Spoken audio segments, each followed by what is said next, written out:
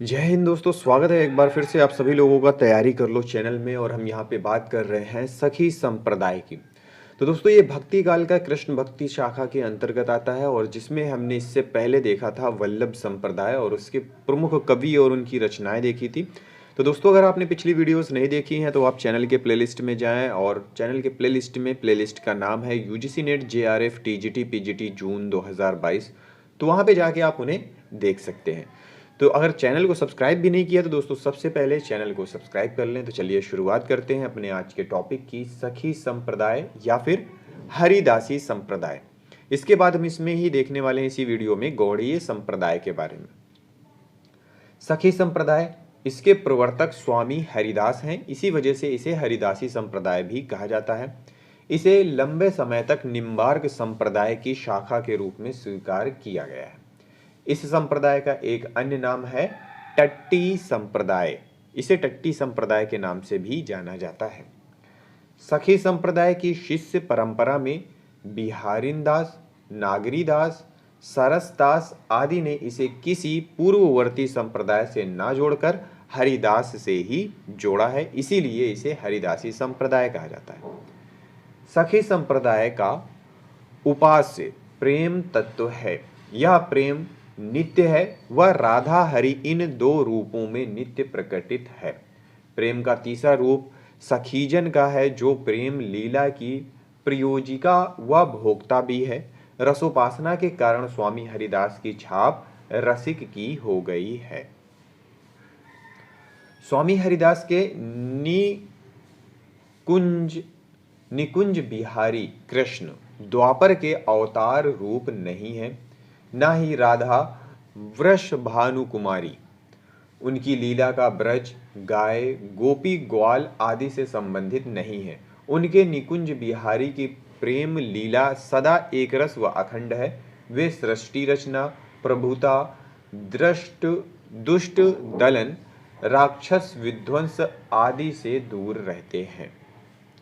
राधा कृष्ण के निकुंज केली की सखी भाव से उपासना की जाती है। इस संप्रदाय के भक्त कवि कुंज द्वार पर खड़े होकर राधा कृष्ण केली का दर्शन करते हैं। हरिदास महान संगीतज्ञ थे। तानसेन इनके शिष्य थे। पदों में केवल संयोग श्रृंगार है और शैली वार्तालाप की है। सखी संप्रदाय के प्रमुख कवि एवं उनकी रचनाएं हैं। सबसे पहले है स्वामी हरिदास। इनकी रचनाएं हैं सिद्धांत के पद और केलीमाल। जगन्नाथ गोस्वामी, इनकी रचनाएं हैं अनन्य सेवा निधि और स्फुट पद। बीठल विपुल हैं, इनकी रचनाएं हैं केवल 40 पद इनके मिलते हैं। और बिहारिनदास हैं बिहारीनिदास जी की वाणी, जी की वाणी इनकी रचना है। और नागरीदास हैं, इनके फुटकल पद प्राप्त हैं। और सरसदास हैं, ये अष्टाचार्यों की वाणी में सम्मिलित हैं। इसके बाद आता है दोस्तों गौड़ीय संप्रदाय, जिसे चैतन्य संप्रदाय भी कहा जाता है। इसके प्रवर्तक हैं कृष्ण चैतन्य महाप्रभु। तो चैतन्य महाप्रभु की वजह से इसका नाम चैतन्य संप्रदाय पड़ा। समय है 1486 से लेकर के 1530 तक। इनके बचपन के नाम विश्वंभर, निमाई, गौरांग व गौर थे। 1510 में 24 वर्ष की आयु में इन्होंने सन्यास की दीक्षा ग्रहण की। दीक्षा गुरु किनके बारे में बता रहा है? चैतन्य महाप्रभु के बारे में। दीक्षा गुरु केशव भारती ने इनका नाम बदलकर कृष्ण चैतन्य रखा। इनका भक्ति मार्ग कठोर त्याग व वैराग्य का हठ योगी मार्ग नहीं था। इनकी भक्ति भावना के केंद्र में प्रेम, ममता व भावुकता है। चैतन्य मत का दार्शनिक सिद्धांत है अचिंत्य भेदा भेद। कभी कभी ये पूछ लेता है कि चैतन्य मत का दार्शनिक मत क्या है या दार्शनिक सिद्धांत। तो अचिंत्य भेदा भेद। गोस्वामी ने भगवत संदर्भ में अचिंत्य भेदा भेद की व्याख्या की है। इसके दार्शनिक रूप में माधव संप्रदाय द्वैतवाद की कोई मान्यता नहीं है। बलदेव विद्याभूषण ने गोविंद भास में इसकी व्याख्या की है।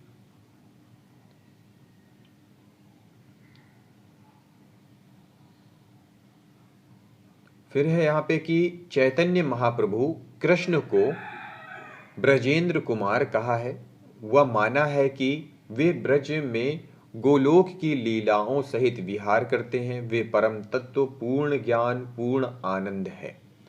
श्री कृष्ण की शक्तियां अनंत हैं तथा उनमें एक आह्लादिनी शक्ति है। राधा इसी शक्ति का एक रूप है। चैतन्य संप्रदाय के बंगाली कवि राधा को परकीया मानते हैं, परंतु इस संप्रदाय के ब्रज भक्त कवियों में यह मान्यता नहीं है।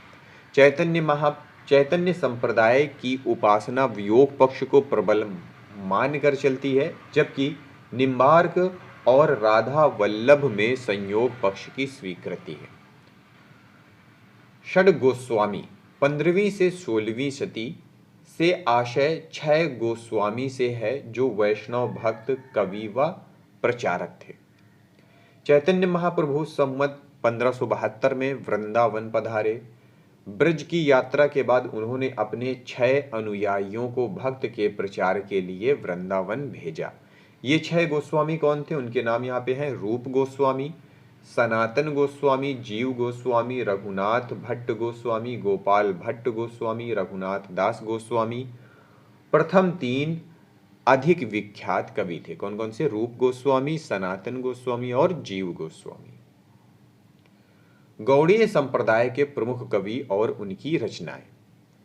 गौड़ीय संप्रदाय, राम राय, इनकी रचनाएं हैं आदिवाणी, गीत गोविंद भाषा, सूरदास मनमोहन, सुहदबानी, बाबा कृष्णदास में संकलित है। गदाधर भट्ट, इनके फुटकर पद मिलते हैं। चंद्र गोपाल, चंद 84, अष्टयाम सेवासुध, गौरांग अष्टयाम, ऋतु विहार और राधा विरह। भगवान दास, इनके भी स्फुट पद मिलते हैं। और माधव दास माधुरी, केली माधुरी, वंशीवट माधुरी, वृंदावन माधुरी, इनकी रचनाएं हैं। अंत में है भगवत मुदित, वृंदावन शत रसिक अनन्य माल, इनकी रचनाएं हैं। तो दोस्तों, ये था आज हमने गौड़ी संप्रदाय और सखी संप्रदाय के बारे में पढ़ा। आगे की वीडियो में हम पढ़ेंगे राधा वल्लभ संप्रदाय के बारे में। तो मिलते हैं अगली वीडियो में अगले टॉपिक के साथ। इस वीडियो को देखने के लिए बहुत बहुत धन्यवाद।